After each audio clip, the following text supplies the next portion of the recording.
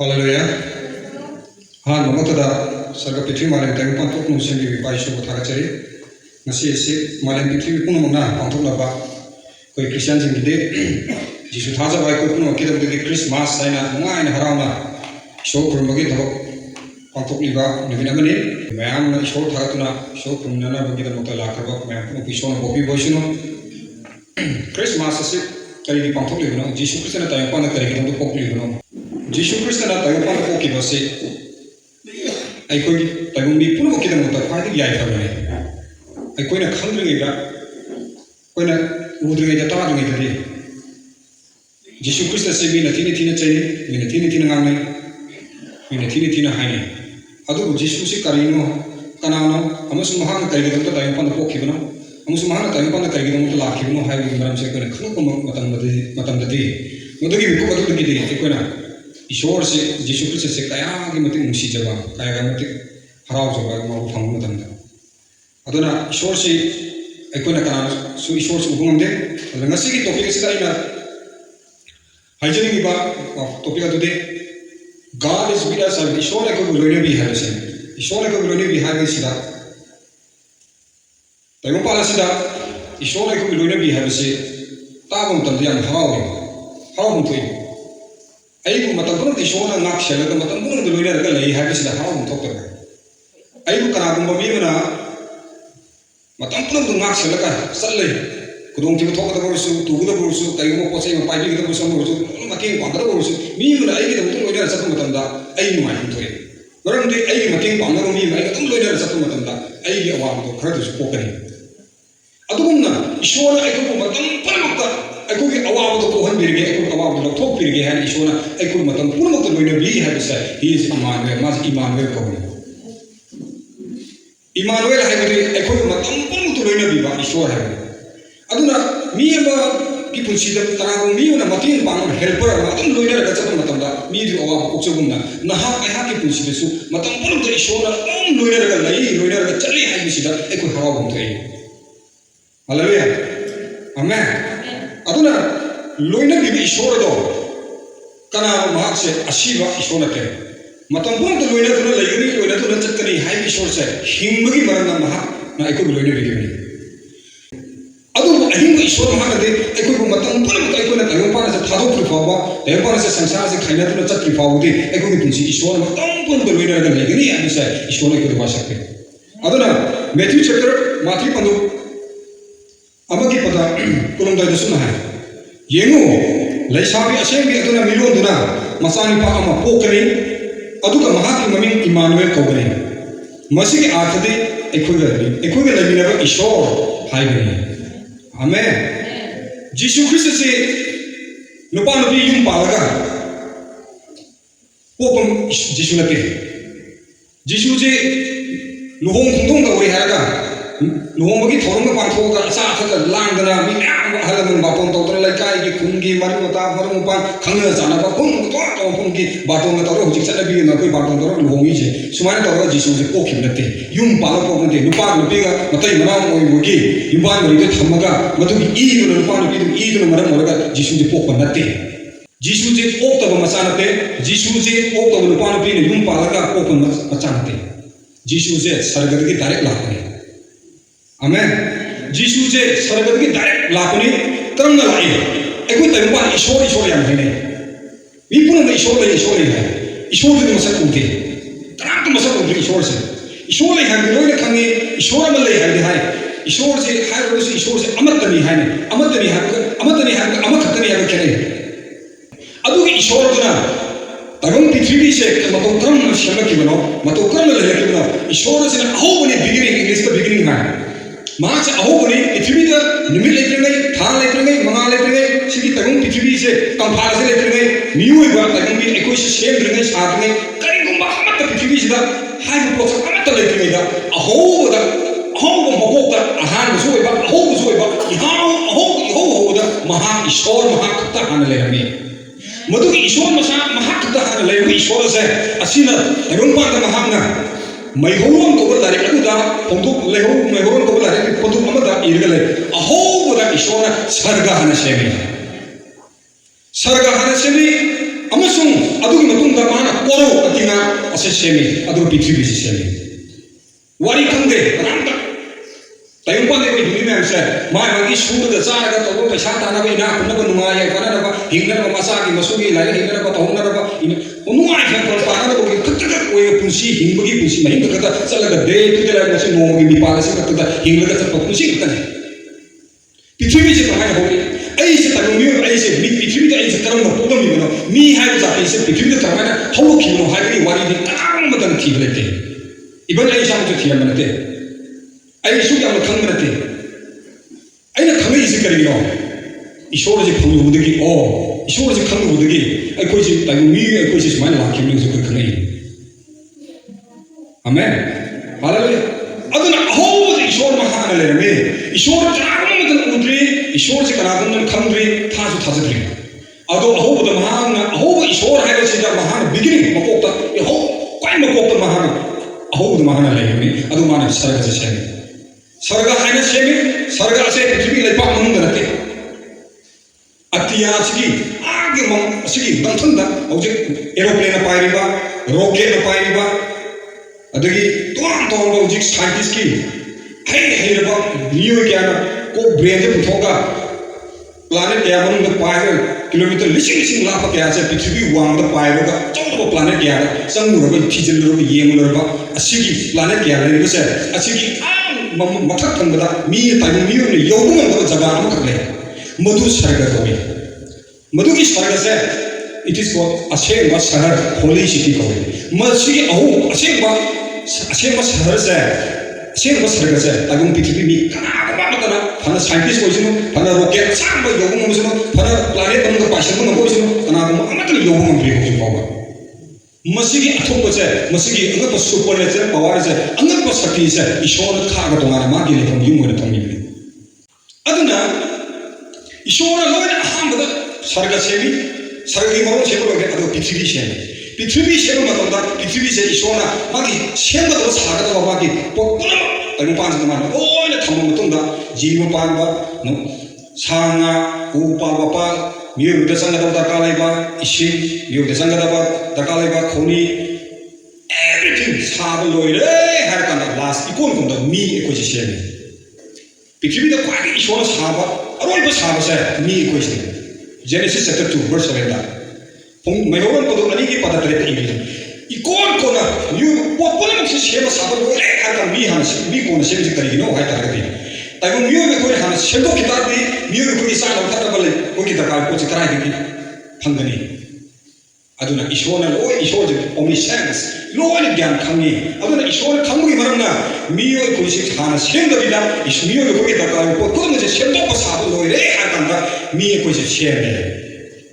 अदुना मियो कोई सेंदो मतंदा ईश्वर कदा के थमी इदेन कोबल लम मम लेरनी लम दुगी नोपोक थंबल जगह इंखोल खले मधु इदेन की इंखोल है इदेन की इंखोल है कवे मधु मधुदा ईश्वरना नुपामा सेबिरे ईश्वरना ताइबो मी को जे उफुल की लेपाक की सेमी मी को जे लेपाक की सारकने उफुल लेपाक की उफुल की सारकने को जे सीना सामने प्लास्टिक सामने ऊन सामने को जे लेपाक की अदुना रे ngasi ilu jauh daw tamda heng ngala nura thangi se nura thoi se pana ngasi ta khai se nangi phadi tu na ko matum ta ge tak ta ya ba maning gi mama gi makok ki kong ta wa no ngala nura thokani it is the sign ngasi pudam ne miyo ko je full de se ma aduna ishon full gi mi lupa ma se me lupa ga matanda hai ba idin ko lam lam tu gi no ko tham se ta kolam ले इन कोल दो इदेन garden को इदेन इन कोल को मदुदा इशोना थामे हारि the इदेन की इन कोल से दा इशोना महि मरो मी न जाबे वा ओहै ओहै को मार से सारा होल रे थामे अमुक न इशोना न थरनी लेगा इदेन दा थामी बा नु पास है मथंद ले से इशोना येम जे नुआ रे मपा म सारा ले खले मी जे जे नुपा म नुपी मे पानु तंदा खंगो दन नुपी तो ले ड्रेन खलो नुपा से थन ले हो नुपा से तबन जबन खंगो मपान को हांगे ले मन मपान तो याव का ले पिजु पिजाम बा सा इसिंग सेवा तो बिरम बा को पिरम मा गे वा ते पांगा तो ओ तुम हां हां नि वा तो ओंग खंगो मी तो नंग और नि नुपा ꯑꯗꯨꯅ ꯏꯁꯣꯔꯁꯨ ꯈꯪꯉꯦꯕ ꯃꯊꯟꯇ ꯂꯩꯕꯁꯤ ꯅꯨꯡꯉꯥꯏꯇꯦ ꯍꯥꯏꯕꯁꯦ ꯑꯗꯨꯅꯅꯦ ꯑꯩꯈꯣꯏꯅ ꯌꯨꯝ ꯄꯥꯜꯂꯣ ꯍꯥꯏꯔꯤꯁꯦ ꯑꯗꯨꯅ ꯅꯨꯄꯥꯗꯣ ꯃꯊꯟꯇ ꯂꯩꯕ ꯅꯨꯡꯉꯥꯏꯇ꯭ꯔꯦ ꯏꯁꯣꯔꯅ ꯅꯨꯃꯤꯠ ꯈꯔꯒꯤ ꯃꯇꯨꯡꯗ ꯅꯨꯄꯤꯁꯦ ꯁꯦꯝꯃꯒꯦ ꯅꯨꯄꯤ ꯑꯃ ꯁꯦꯝꯕꯤꯔꯒꯦ ꯍꯥꯏꯅ ꯈꯜꯂꯦ ꯏꯁꯣꯔꯅ ꯑꯗꯨ ꯅꯨꯄꯥꯁꯦ ꯃꯊꯟꯇ ꯏꯁꯣꯔꯅ ꯃꯥꯁꯦ ꯇꯨꯊꯍꯜꯂꯦ ꯋꯥꯟꯊꯍꯜꯂꯦ ꯃꯥꯁꯦ ꯑꯁꯤꯕꯒꯨꯝ ꯇꯨꯝꯍꯜꯂꯦ ꯑꯗꯨꯒ ꯅꯨꯄꯥꯗꯨꯒꯤ ꯍꯛꯆꯥꯡꯗꯒꯤ ꯁꯔꯨ ꯑꯃꯈꯛ ꯂꯧꯊꯣꯛꯑꯦ ꯁꯔꯨꯗꯨꯗꯒꯤ ꯃꯥꯅ ꯃꯥꯒꯤ ꯃꯇꯦꯡ ꯄꯥꯡꯅꯕ ꯇꯥꯜꯂꯣꯏꯕ ꯅꯨꯄꯤ ꯑꯃ ꯁꯥꯕꯤꯔꯦ ꯑꯗꯨꯅ ꯅꯨꯄꯤ ꯍꯥꯏꯕꯁꯦ ꯅꯨꯄꯥꯒꯤ ꯁꯔꯨꯅꯤ ꯅꯨꯄꯥꯒꯤ ꯍꯛꯆꯥꯡꯅꯤ ꯌꯨꯝ ꯄꯥꯜꯂꯕ ꯅꯨꯄꯥ ꯅꯨꯄꯤ ꯈꯨꯗꯤꯡꯃꯛꯁꯦ ꯃꯇꯩ ꯃꯅꯥꯎꯁꯦ ꯍꯛꯆꯥꯡ ꯃꯇꯅꯤ ꯍꯥꯏꯅꯔꯤꯁꯤ ꯕꯥꯏꯕꯜ ꯃꯇꯨꯡ aduna nupi si kara ko ko ha ta nupa ko ko ni nupa ga sang la ko ni aduna nupi ma sabi mutung da mana ngoi ni amuk nupa ga chang do isono punjala bire a hingal le yan ta le nupi ji su hingal le ado isono ko ni ide ni ko da thame nasai mi je isono ai bari ma mama ga sang re nupa je su phul de sabo matam da nupa je utu ta ru na ta ra asi ru na अदे हिंगनना बिदम इशोना नुपाजी मना तो जिदा सोर फूवन कांजले अदो अदुगी सोर अदुना नुपादो हिंग बमी को रखी अदुदी नसी होली कोई सोर जाय ईश्वर की सोर है ईश्वर की हिंग की सोर है आमेन मसे हां इराय ना लोग नुबा नंगी पेशाना लेगा होम सोर ते आई पेशाना ले होम सोर ते बेसी आई लारे हिबा हिबी सिंग पेशा हचांग फनर बा चा दन खतर तो मिसना आई सोर जे खाके आई सोर जे थतम होरा के गाना आई एक ngam na te ba ईश्वर ला थोके नि तो थोक ngam ले मा न पोने aduna ni miyo na shiri aise ishona sodo lo topi minuta shiba kowe robo pongdo biba la ta yele lai shiba musu himbugi sodo egi kuta lai hai amen tagu miyo ka amatuna magi hingana bugi magi thoki do sodo tanbuga bugi panda amata pithiri lai te ishor tatna magi miyo bugi hingange shihangi haise ishori kuta lai aduna ishor musi tabu to mu haise te aduna baro da kare ha ishor se ahobune महान सेंगरों तक मी ऐसे माँ की मचाने का महान पोपी को मचाने का कोई से माँ की मकुंद में शादी करेगा अतो मी को कोई से पाप तारेगा खमोदा लाइफ तो बस ऐसा लूसीफर को वो सरगति की ईश्वर तांथो के वो लाइफ में कर ले मधु नोंगा से चिक कोई हाय बस सरगति तांथो को लाइफ से ईश्वर के हेड मंथन तो लेने बार अतो वो लूसीफर को वो लाइफ अब वो लाइफ में करने बात से यहाँ ईश्वर के हेड मंथन तो ईश्वर के सेवा करोगा माँ की सरगति सिंगी मको कोई न माँ से लेने वाली ईश्वर फम हापी बने हाय बस सरगति मंगा लूसीफर को लाइफ से मासे अफब लाइफ करमी अशेम लाइफ करमी ईश्वर की सेवा करवा लाया मयांगी लाया अफब मयांगी एंजल्स मयांगी बको कोई न हापी बने लाया से ईश्वर की दुनिया मासे ईश्वर की पोजीशन दो ईश्वर की बको कोई तो मां पानो पति नातन तो और की सरगत आई ईश्वर को तो है आई ईश्वर को शक्ति आई शक्ति नहीं ना आई खान लाया मैं वाली सेवा करोगे आई ईश्वर को भी आई ना नातन तो होते इमदु ईश्वर खंग बदगे नहाक सरगत ले गया हे फतवा नम नम थाक तोबा फतवा लाइ लूसीफर ना आई माय तो तो हो न मकुन सिदा नम मकुन से ले गया ना लेफम मफम से नते है ईश्वर सरगत की बात ताथोरखी ताथोर नमा से ईश्वर करी है चरापी नंग पृथ्वी तो चुना फोम तारा लेपा खेंबे यारो अदुगा नंगी नयम पृथ्वी युम सिंग अमत लंगी लेफम युम को बेरो नंगी लेयम नयम दी अतिया कोरो से अहांग मफम से कोई पाई पाई ना नंगी नयम को नंग को पाई पाई ले गदो नि ईश्वर सियापी ईश्वर चरापी मधुगी सरगति मासे तांथोरबे असेंग सरगति ईश्वर की लेफम नुंगाई युम तो नुंगाई ले जनो मान नापल तो मुदगी ईश्वर की फमुदो मुन्नो होनो मा तांथोरकी दगी अरे हाय लूसीफर दो पृथ्वी द मासे लिपा ताबंदना मखों ताबंदना माकी मई से अतिया मालन से कोई पाई पार ले मा खत महान लाते महान माकी तुंगिन बा माकी मखाद ले लाया मैं सो माना पुदा लाकी अदुदगी लाया मैं से मदुदगी फतबा लाय फतबा सेंगबा लाय हो अदुदगी मा ओन है अफबा लाय से सरग ले होवे फतबा लाय दुना जी अहां अतिया कोगी सरगगी मरक असिदा कोई पाई पाई म कोई से अतिया पृथ्वी की मरक से थबक तोंना बा मोय पाई पाई लाय से मोय मोय ले असेंग बातुंबा पृथ्वी की होफम की वारी मियो कोइना हिंबा अमसु मियो शेदा कदाय से तदे यार वारी खगे बाइबल में तन लेते पृथ्वी अपाव सोलार में तन इबन तेसी लाइक से ईश्वर की वाही लाया से तांथोरक तगी मसी लाइफ फत बसिंग दुना मियो कोइदा ओप नहीं हो रखे हाय बल लूसीफर लाइफ फत बदो अदुना नसा ईश्वर से लो तन मियो एडियन कोन तंगिबा नुपा आदम को वे पि को वे मकोई अनी सिदा ईश्वर हाय ए आदम इफ इन खोले सिदा आई न कोले थंबी से सिदा न कोई अते हो लो हया देना के नाम ओ न चाबे यानी अदु इन खोल में आई ओबी पामी अबु खते होले मसी ना चाबे दे मसी चाबे दे शीगरी ईश्वर है दातन करोगे hai bo he se he ge mo da sani ma fa bo he adu bo nasa ki lucifer setan sadar ki tan thora setan on raba lai pa on lucifer do maduna la e ha ga man lin ni sato la ga ya mana tara da the bo he ga nupi na he bo he nupa da the me adu nupi ya ni kan nupi man nupi da la nupi da ibi ma ishona ko tari ha nupi na pa kumpi ishona hai bo he ta hai de pai man hinjin ba pa ta mo he mo wai kai ishona atai holi bo ngoli ho bahira na noi chabe ya ko ngo me ya pa mi ka ho mo si mahi chabe de mo si sa de shi gani ha hai de pa ma shok ko hai hai ko hi han la pa ta me mi be ko na pa ta ma ta de hen jen ne ta bo ko ma setan na khang re lucifer khang ma si the mo ya ni ya ta e bi ma kani su to ma cha to na ki kun wa ka lok sing gan sing ka ishwar ko na to kani ai bi ishwar sa na thi ne ha jal la ni je pa mi je brain wash ko mi ya ko lana khalam do mi do aina lana serana pa ha jal de mi je lana ta khan mi ya lucifer na ha jal la na chu ma ma ni khan ra sa ko ji to wa shi we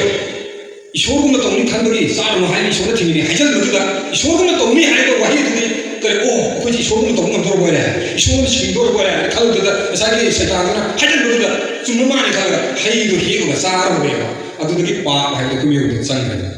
빠 하이도 거기 학장을 짱을 빠 하이도 거기 이제 되는데 빠 받으나 된 거기 빠 받으나 거기 학장을 이제 영 힘들게 저래 하는데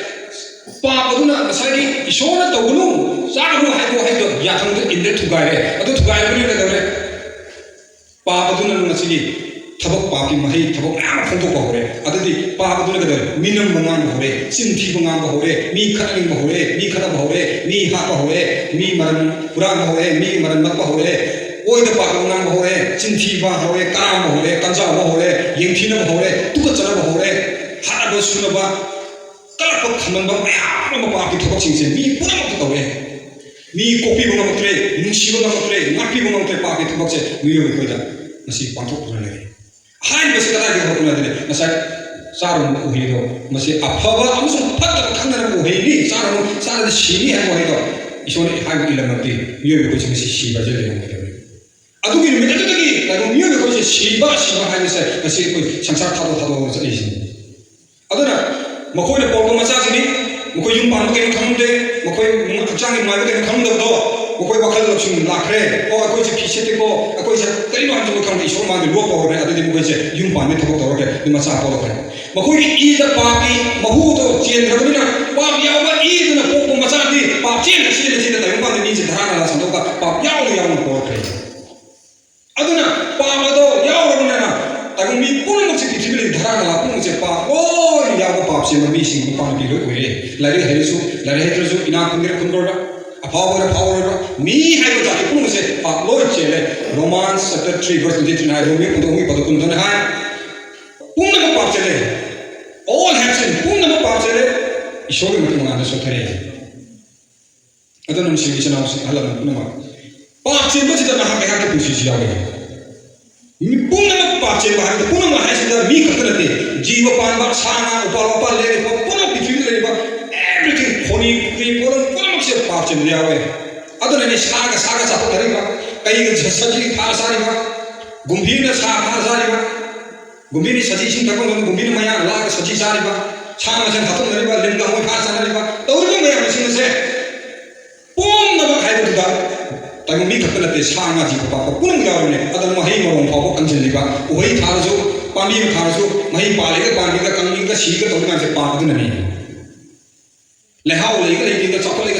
तौरीब ma'am से पाप नहीं पुनः पाप पृथ्वी मही पुनः everything ईश्वर से पाप ताप यावे मी को जमाई मसा है ममा मपा को मसा को करी को शिरो देगे पर यू थकेरा पर मक्ष थकेरा पर लम्हे गेरा को तो गेरा ममा मसा दर अवा बता रहे हैं ममा पाद सुन थोर तो ममा मपा का लेकी हालेलुया लोन शिवा ईशा को मीना अदुम न चकने मसा को अवा बता रहे तंग पांदा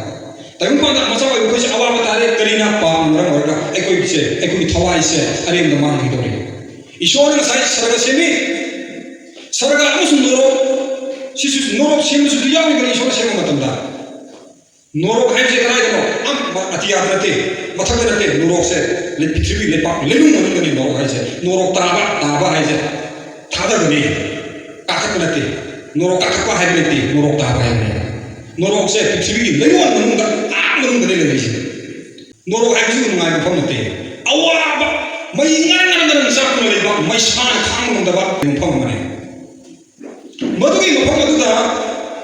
I will meet the twice and Sagi, Minam Taco give a Lucifer Ligana, Ishora said to you, Makimasa or the Quise, twice he said, Noroki, my son, that's it, to never be the Mata. Man Toronto Gay. Ishora like Lucifer of Karihana, I will be Maki Piki. Hey, I thought Lucifer, Naki Napun, Sisupanaki, Yuma to the Lomba, Nan, Sakura, Noroki, my Parasida, Naki, the Pomona, Loma, and Sushi,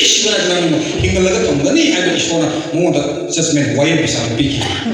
I don't know, I said, Lucifer,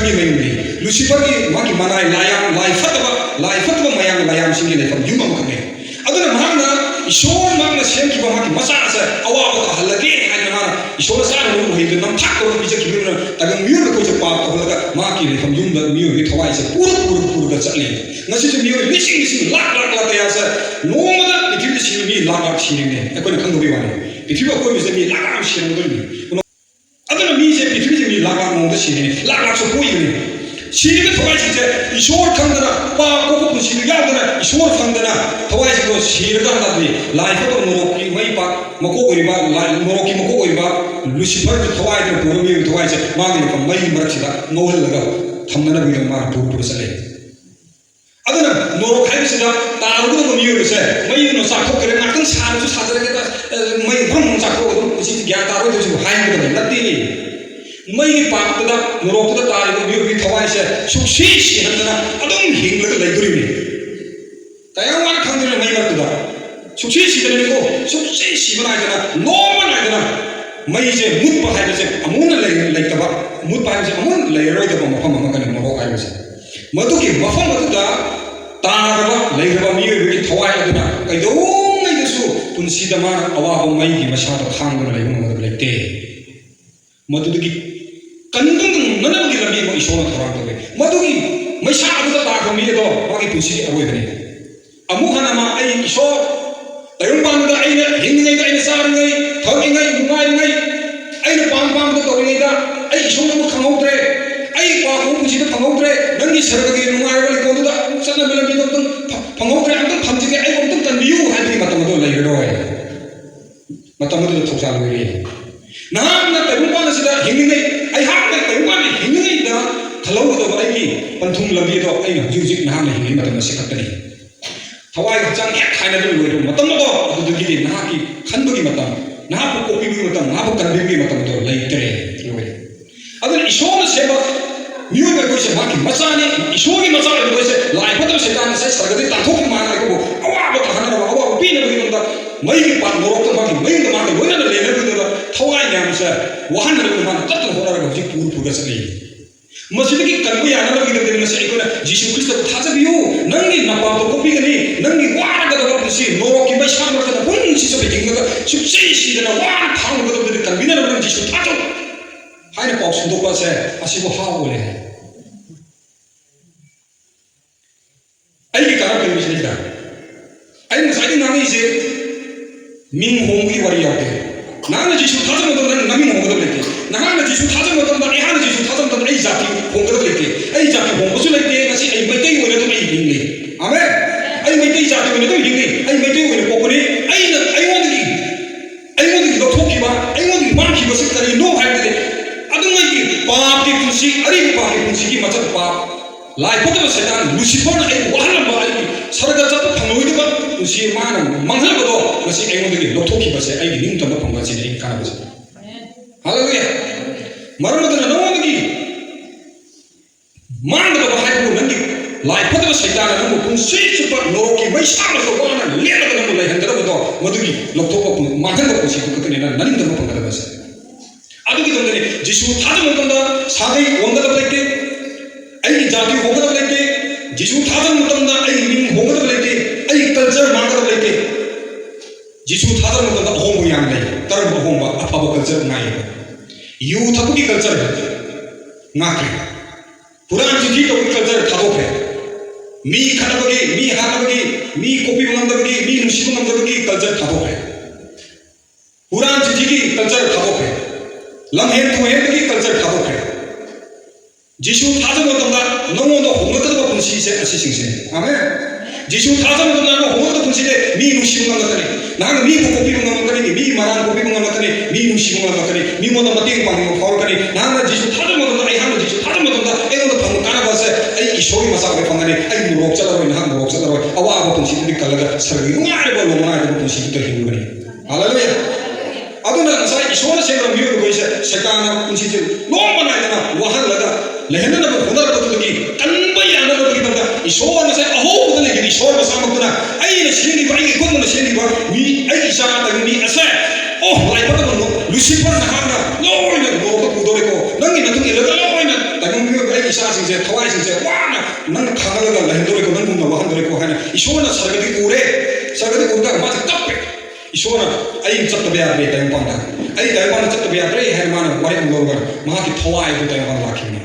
मागे थवाई दो दाइबान दा लांगना no दो थवां तोबी अदुसु इसम चमना निमि मंगानी मंगांदा तबनि मंगांदा पुदक आई लागानी हाइबते जिसु से पोकनी ईश्वर मसामक से जिसु ओने दाइबान पोकलगनी जिसु की ममिंग दो पोकलगनी जिसु ओने पोकलगनी हाइबसे सही लिसिंग अमगी मंगांदा माइसो आइजेया को प्रोफेट असगी मतेंगा लाथोखले सगदु सिंगा हालेलुया यंगो अखोई ईश्वर जिसु से सही लिसिंग अमगी मंगांदा पोकनी हाइना हाना लाथोखन खरे सही लिसिंग मतुंगा जिसु से दाइबान ईश्वर मसामक से ईश्वर को उबुन दब ईश्वर ले है ईश्वर खंद दो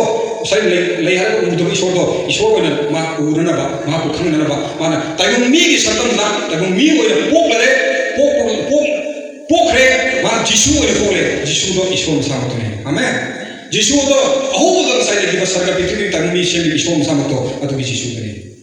जिसु से थाज मतमदा नसाई लाइफ तो लुसिफर ना अखोबु नोरो की मगी पाता ताहलगा मागुमना पुंचे के पावा ले हना बिदम तो होना बिदम की तन्मना तन्मी याना बिदम तन्मीना बिदम तो अखोई मी रक्त मान पोपिर बने अदु जिसु थाज बगी खुदम नंग हामने थवाई चांग खाय बने तक मतम लागी थवाई के पंथुम दो जिसु थाज बगी खुदम के सरगी पागे नुंगाय बा असी बले दब अवा बया दब तप पिरांग सिंथब ले दब हाना द सुनब नुसिना दब तलब पंजा येथि दब तुक चदब ले दब मफम द नुंगाय ना ले मफम द सरग नुंगाय ना ले बने हालेलुया अदु जिसु थाज दब मी सिंग थवाई बदी नसाई लुसिफर बना ले मा की युम मै गन नम चाक ले नरो के मै पाक द ता तो बने कोई पुंसी से यांगम यामी पुंसी से मम यामी इराय ना खंगम से खंदब मी से लाइफ तो सिताना मी की थवाई से इराय ना पे पूजा लग छेले थौरी हाल छेले मुई कापसा लग छेले गाड़ी एक्सीडेंट हाथुई थवाई क्या सैतान पूरे चले लाय लाय पूरे सकी मथवाई मांगन ले मसा मतंदा सुसाइड तो छेले असे कनाम तो नती लाइफ तो सैतान अदुना लाइफ तो सैतान अदुना तो मी बने सैतान की फट इब्लिस की फट थवाई सिंदुना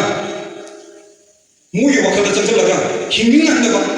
अपेन बले हंदबा ओगलगा मसा मतंदा आत्मा खा तो छेले मधुदी कनबला ईश्वर हालेलुया अदुनि आई मतम तो लोइना ईश्वर आई लोइना आई नबु मतम तो लोइना हाइसे ईश्वर थाजो नि कुदु मतम तो लोइना ईश्वर जहिनि अदुना एकोइ मियो कोइसे नोमदे सि थवा एग्जाम खाइनानि एकोइ बाइबल नि मतुनि दे मियो कोइ थवा से सिंगल होइदे एकोइ दि हाइ नते मनम जुनते लेनम जुनते आई दि अहि मन मिनि आमेन नहा मिनि नहा मनम नते नहा लेनम नते लेनम मोइना मनम मोइना तिनगनि हाइबो सिंगि आशा लिते हागन आर्थदि मधुगी लंबी लेते अखोई दी लंबी ले बाइबल ने लंबी नहीं अमना सरगा अमना नरो सरगा सिना जिसु थाजो बिसिगी पंथुंफम सिगना जन नुआनि हिमुगदबा तगन पाले को जे हिमि बम मियो को ज्ञान ताली जे स्माइल सरगा तो हिमदे थवाई को हचांग को सरगा के हचांग ओ तो ओंथो पे यानो तगन पाले के हचांग से सि हचांग से सरगा सपया के एक सरगा सब कांदा सि हचांग से तगन पाले थनम दोनि तगन पाले थनम का सरगा के हचांग ओंथो के सरगा तो पुदुनि अदो हाइ को थवाई से सिबना दे ज्ञान ताना दोम सानी इने ने तासोने यामन इने निसिना ना इसानी आई पिने आई माने ओइ खंदुनि अदुबो तैबान की पाचन बा मी हानि को पोपा चिन थीन बा ओइ द पाक ngang बा खननि बा मी की मरम को पोंग उरानि बा पोपा यू थन को पोपा पत लब जतन को पोपा कारबार फतो गन दजा थन बा दजा का बात में पोंग बा द्रक का बात में पोपा सुरु थन बा पाचन बा फतो चिंजा चन बा तौहिद तो ड्रग चानिंग बा पोपा हचांग से सी हचांग से सगे तपया दे अदुगिनी कोइना माले दे लोई थवाई जी शिबना दे हिंदुना लेगिने जाय ना थवाई जी काम सीदे अदुना हिंदुना थवाई जी पथुम जे अनि खतम ले जिसु थाजा मिसिंग सरगदा जिसु थाजा दबा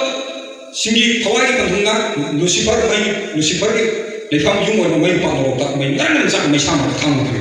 अदुसु सीदना अदुम हिंदुना मई मत थांग दे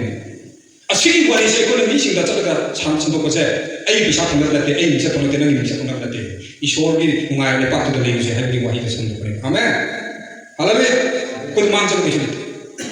कोई भी संदों से तो करे लोशन मीना माना लोशन दरगे जिसु थादा तना पाप को कुछ पंगो दरगा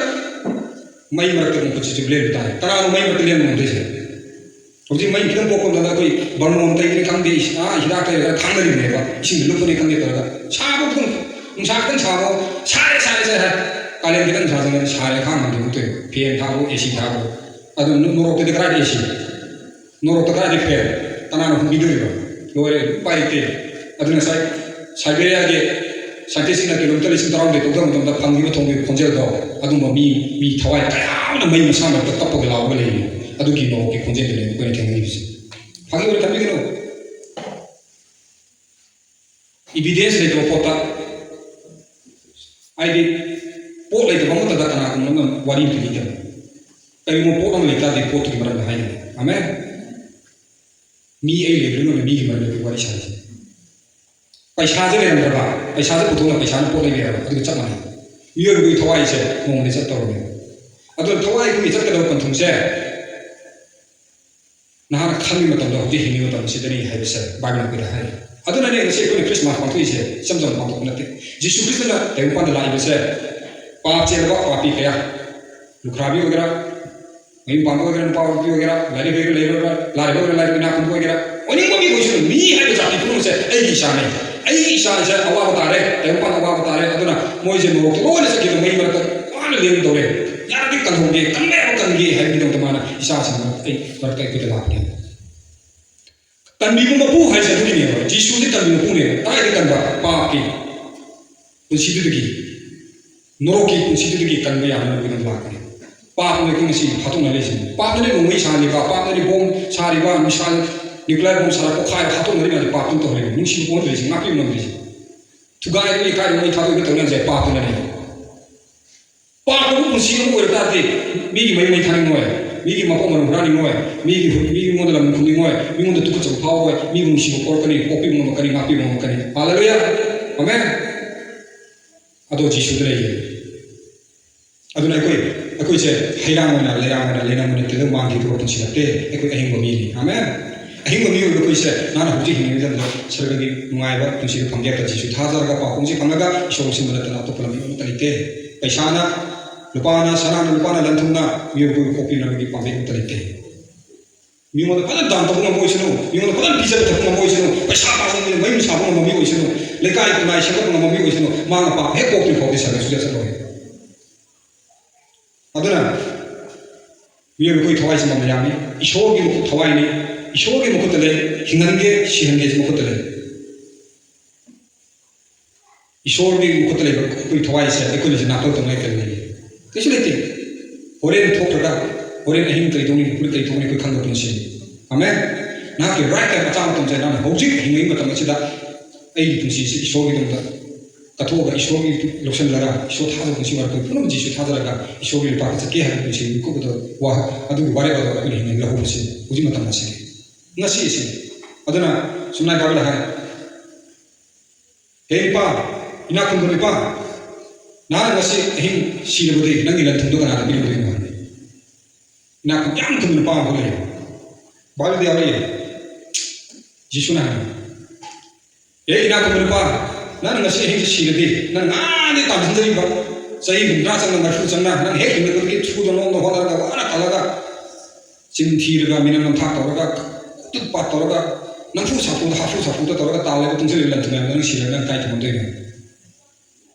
मालूम है अल हाइबा आते भी नंग शिरका नंग करीम तरह के लोग रहे हैं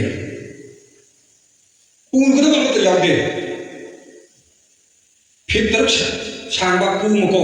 सलनी बॉक्स में फिर हम खाई पापा में फिर मोर कुछ लगे mày tha cái nó lên mình để phạm rồi ấy là cần đối diện thì tôi sáng làm cái này thì không khai bạc làm ra cái này cần đối diện không có cái gì mày tha cái nó không khai sáng bạc không khai bạc bộ cho mình này tôi sáng bạc bộ cho mình này ở đó hip cái mày tha rồi puro hay là cái này cũng ngay vào kia mà là chết cái cung được sao thì chết thì phi cho tất cả cái chết chỉ muốn tầm là happy phi happy dana mà là chết ăn happy dana lấy happy dana mà là sana chính chân bị dana phi dana lupa dana cô chân bị dana cái tàu bị dana tàu đâu không có tông tàu bị mà puro sao thì dana tiêu đó adu tuong sao thì dana tiêu mà thằng tôi mấy sao nhau tôi không nói cho bạnเลยsao thì mà hình thawai tông này thawai sang khai nữa thawai cái sang khai này hay này 학장 그래 허가니 더와야 시작하니 싹 기대면 더와야 되는 건 돈도 나이 되는 거 나기 아도네 괜찮은지 아멘 지수 타자 범위 그린 거 기도들이 시작하다 반통이니 타자도 지금 매 너게 미카 매 샤마다 반통이니 아도기 반통도 보이잖아 보이잖아 지수 라이브 당연한 거다 할렐루야 지수 라이브에서 다용 빵다 이거 미 보는 거 기도 먹다 보는 거 시대기 라이브도 시간을 루시파나 에코기 이쇼기 같은 거 로토크라도 닝카던가 하라오가 누가이가 썩었바 마이바바 누가이바바 망한다고도 이쇼나 한제된 비블 앞에 지수 타점 그도 누가이 버거니 아와 버거니 라이나를 통 버거니 아나이 버거니 학상 버거니 또도 그도 썩었기는 마이바거니 마치 지수도 보더니 아들은 지수도 이쇼더니 이틀 아우들 이기바 이쇼도 많아 타와이거나 메리고바 제루살렘다 베틀레헴 공포모도 포기바 지수세 메리고바 세행비 Sabi ka ke thawai da Jisu Krista se pokari ha se ekta nupa mu nupi mu yum ba ko puduna te sa ha ni Jisu se nupa gi blood ko na te mate nu ba ko na te Jisu di sarga di thawai ona la ni ji meri da hai sarga tu chula la be ma nang gi chang da angang mu miron da ni thawai mu miron da ni mato nang ya ko na aya ba han la we meri na ai bi shora mo ina ai angang shora ina shora ai bo ing nang sin da ai ko ko ni ha de ai ya meri si nupa sa na te nupa ko de mini ma si nupa am ta ka sa ka ba nupa ko de asing de sa ni ha ado ishora sa ga gi yem ta prithvi je tar ma asing de sa bi le ma ka phum ne maha mo da khalla ga ishora thawai do khangau da changi bi bu kung kya changi no kai ni changi no adu ko se do ma tu ta tra ishora ga pa ma ta sang ge mi ro ishora thawai ga mi ro ka ne ma nupa am ta ko ne te yum ba ga mi ro na te khangau da na mi ro ta mi na na pu bu su mai na thabum तारा ना बुबुस माने माचे जिसु जे थवाई दे माक मी दरबनु दा चंगा मी wire माक हचांग कोलांग से wire कोरा कंदा नसाई सरगे लाको जिसु दो थवाई दो मी युन मी रोला दा मा पोए अदुगा पोए बो थवाई दो मेरी पाप से अदु जिसु जो पाप चले बनी नमी ना हाय अदो ईश्वर दे मेरी पाप से मी की हचांग दा मी रोला दा सो मागी मी रोले बा अंगा अदो ई अदु दी पाप याव दो ई ईश्वर ने आमेन पाप याव दबा आदि पाप याव द लाबा ईश्वर अदुगुंबा हचांग अदुनेगा अदु थवाई देनेगा जिसु ने पोइदो जिसु दो अदो मा ई मा पाप याव के पाप चेने नरमदि मेरी की हचांग दुसो पाप लोथोक्रे पाप कोपिग्रे शेंगोपिग्रे ईश्वरना अदु पाप याव दबा अदुगा मा की हचांग की थवाई दुसो पाप याव दु ईश्वर दुने अदु जिसु जे पोए अदु जिसु ना को ताई पाप पोइस मान हारे आइबो थाजो बि कुना सर्वगे लोमा आदि तुसी पंगनी अदुना जिसुना एकोगे नमक्ता क्रॉस में पांटिंग सिबिरे पांटिंग को सिबोपिरे आई न सिबसे आई की पुसी से सरेंडर तोबि सुमान को तिंथोगा मान हारे साइंस सिने कुबा तो योबि थारी से नोई नखुना तोबो पा मैम दो आई की खुद कुबा के चिंतर प ईदुना लोगी न पाप सिंग नखुना तोबि पा मैम दो सेंगोपिरे में चांगोपिरे न कोपिरे कोक तो तिंथंग ले बोकुपि दो अदु की खुदम ले कइनो कोक ता कोई मियो न खल्ले फटा खल्ले मैम से तो निंबा पाम पा के मैम तो के खल्ले मैम सिंसे मदु आई सेंटर इजना चांगोपिरे कोपिरे नि है कोक तिंग खल्ले की खुदम मबुक ताना थेली ताना थेली खुदम मदन कइनो पुक्तुदगी सेंटर इजना नंगी पुनिंग द पत निंग द थमोय द पत खंजलिबा हातल द खंजल द थमिबु मैम दो नबुक द चासल द खचल द तौरु मैम आराम मैम चाहि द चाहि द मैम दो मदु पा मैम लो कोपिरे मबुक इ ताबे खोंग अनी दो पि थारगा सेंटर इजना नंगी न खोंग मदना थांगै दबा लंबी के थांगै द चलै द लंबी के चलै पार द लंबी के चलै मैम बि हाक द लंबी द चलै बा ngopsen लंबी द चलै उरा जिथि लंबी द चलै बा ड्रग चाबे लंबी द चलै बा पाप तो के मैम के थौसे चलै बा मैम दो आई खोंग जिन तारे इ सिना न कोपिरे मैम खुदम कोपिरे आमेन अदम जीशु क्रिस्ट ने सीबे से उसकी सिग्निफिकेंस कदम से इराय लागे सीबते मान हाय आई सीबसु नुमी हुमीदे हिदकनी माने भाषा कर जीशु ने आई सीबे नुमी हुमीदे हिदकनी है माजे मुंफोंग फुमे फुमु मतंदा नुमी हुमी सुमु तमा हिदकी हिंगलगा नुमी निफुनी मम तंग सेबोक सिंग मरका हिंगलगा मा सामिना थकना आई हिंगले ना मा हिंगलगा लेरमे हिंगलबतुदा थाजबा चिंगबनो सेबोक मका यारोमी मधु थोमा कवे हाय थोमा से जीशु क्रिस्ट मसाम की खुबार को खुदों भी थिलगा थादो मन दगी माजे चिंगमन बदगी जीशु आई हिंगले हाय सेबोक से मरका आको तो मतम दा हाय थोमा को नुपा सेबोक से माजे खरा चिंगना बाय तारे आई हिंगले के मा चिंगना दगी जीशु ने कहे ए थोमा नन आई चिंगरी तो कहे आई खुबार ता होरी खुबार योपी थाग हो मकुल से नन चिंगल येंगलाव है थोमा की मकुल न खुदों बिना मा मकुल खुबार या चिंगलगा मा से येंगी आउट थोमाजे ओ जीशु ने है मा थाजा की हाय बादु थोमा न बादो जीशु की सेबोक तो इंडिया दा लाखी इंडिया दा लाग मा बॉक्स बो में हालेलुया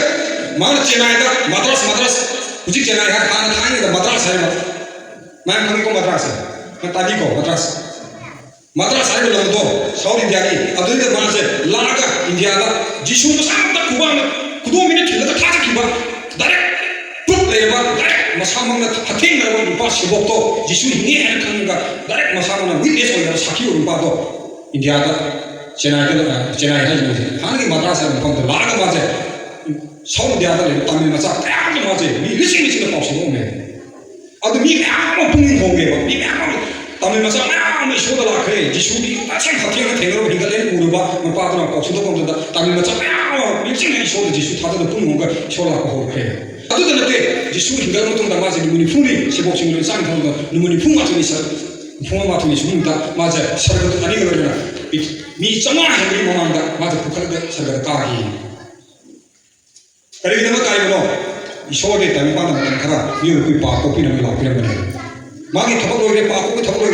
कॉपी बसे मतंदु थकी नते इथबि निरो सिंगी याव कॉपी न जीशु ने कुनि सिंगी बे हिंदक किरम हिंदक करबने अदर जीशु दो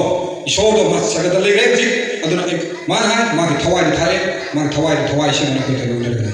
अदुन जीशु थादो मी कुदम सरगत पाक चकनी थाजो मी कुदम न नो चकनी अदुन से बाग नहीं रहे जीशु मसा है अदुन जीशु थाजो कोई मांगजब दिसले कोई पाक पुंसी थमने जीशु थाजो दन तोंजम ngakene harawa nungaiba awaba kopa तो में माय पापा नंग पापलो को पुंसी वाले ने आई मते जाति होमरते बा आई कल्चर होमरते बा आई सागई होमरते बा आई मिंग होमरते बा आई ओवन होम बाय आई पापी पुंसी की नमचा चला तो होमरे हालेलुया अदु चाने हान जीसु थादर तो दा हान जीसु थादर पुंसी को बसे नमो होंगदो जेना की पापी लमजत पापी मचत पापी थोम कई पापी पुंसी तो होंदु की गनी अदु पापलो को पुंसी को गनी हालेलुया अदु नहान सिरिमु तो सिरिजो ए सिरिजो आई थवाई से इसो फंग्राबनिना पाको जी होली जीसु फंग्राबनिना आई थवाई से सरगत चकनी अदुने अदुना मियो के ऑप्शन से मुझे पृथ्वी दा एकोने चेई मुद्रा हिंगो जो मरफु हिंगो एकोई नोमुदे सिदोरि चतोरि हनुरकनी नहा जुसी हनुजुसी सिरिबु थवाई सिंसे ईश्वर खंग सिंदो थाई अदुने दा हालेलुया अदुन सिबिचनाव से अदुन क्रिसमस की वहां तो से केनो जीसु क्रिस्ट ना ताई पन लाइव से मियो कोई पाको ना रुदे ताई पन पॉपुलर बने अदु की मान पॉपुलर बने सिबो एको की दम निम खा तम में एको ना मुंगाई बने एको अवा को हम में नहीं है जीसु क्रिस्ट की मिला को मैं आन पुंसी शो फ्रो में बने हालेलुया एको सेदा हराव को मैं इंटरटेनमेंट प्रोग्राम होना लब सोम थादना दान तो यू थकना गावदना फैन तो होगी थबक तो नते आई साई मांगी से जागो में वाई आउदे मी महन दहन गुरी आउदे तनबगी थबक की वारी ने आमेन अदुना सिमिसना आलम सिना कोई पॉइंट पुम ऐसे क्रिसमस में सिदा शोगे ऑफ पावर से कोई तार होदे जिस थादे में कोई जिस लक्षण ने जिस थादे ना कोई थादे को मैं सो है से शो लेप्सी हालेलुया ना कि तुम सीधो अरे एकदम लाइफ तो से तादा पिथोकनो लाइफ तो नंगो इराइला मई पाता नो बना मांगना मई सामता पुलन होना नन मफम पीरबदे नासु हुजि अइना हाइबसे नोमनि मई मरकनि खिमाकनि वारी मुख हाइब बिसंदरगे इना कुन पाम को लोपन तरा तो तसुन हाय बता कुन ट्राक तो वारी मुख गए जिसुना पेराबल तो नमु देना वारी मुख इना कुन पाम को लेने मास साप न थतु नाउ दना मा पाम पाम तो गले ने लन थुम अदम मत ले मनाई में सेवा तवे मा का चांग पाम फंदर मत लेते माना तो गुण मत लेते हार बिना को नुपा सकी मई मसिदा लाइ बको लाजरस लाइ नुपा लाजरस को नुपा मसुले lam maduda magi meyum da ina kumsi meyum da lai नुपा सना हे हे चला चला का साग नीबा इजना बा पीवी नरा बहाइन नीबा चला में ina नुपा सना पीवी रमले ता थोपी रमले हाय रे lai रे लाजरस से magi mama papa मचे ना कना म मरे बता मत ले रमले मा से लंबी न जाओ दा लंबी तुम मम्मी ने फुरे लेते magi ma पीवी रम लेते उपाय लेते याम वाला ले नुपा मत ने अमी अता कुन तुल चा नुपा ने नोमदे इशोगी मनाई सिना वपाव सुदोक मतम दा मान इशो वपाव तारा माने पाखु पुंसी फंगन जिसु जिलो सिलमे जिसु थाजरमे अदु इना खुनु पास युंदा तोने तोने चलगा माना सा युंदा दा चाबा फंगिदबा इना खुन पासना अरे मपा खुंदो को लुखा को खुंदो सिन मकुल कुल चाना पा आले लाय बला जरा से यामना लैना चेले मास अपा खुंदन बिक थले मसाजे महीन खुनु पे अपा को मयाम सना हुइने मासे हव काकल का चको ngam जत्रब मिसान खने हुइने लाग मरी ले पी मा मही मनाई मयाम से अदु इना कुन पादो अदुदा इशोगी मनाई सिन सुचलगा एकोइ मसी अफो पॉक सदो बिसमाइना कुन कुन दा लेका लेका दा कुन पॉक सदो जे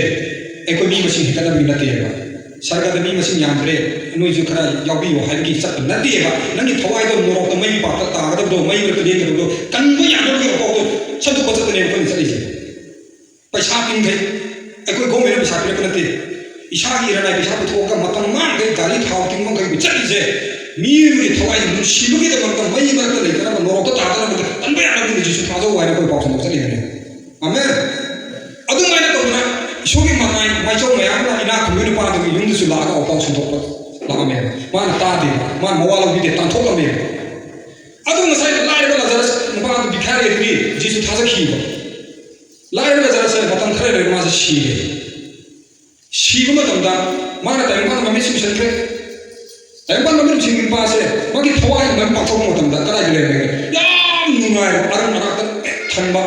अवा हलितबा नुनाय थनबा हावने लेबा अतंबा याम फजरबा सरगगे ईश्वरगे असेंबा सागी होली चित असेंबा सहरा दो अदु मा चले ने अब्राहम को ईश्वरगे माइदि नखले मतम खरे इना को पास शीले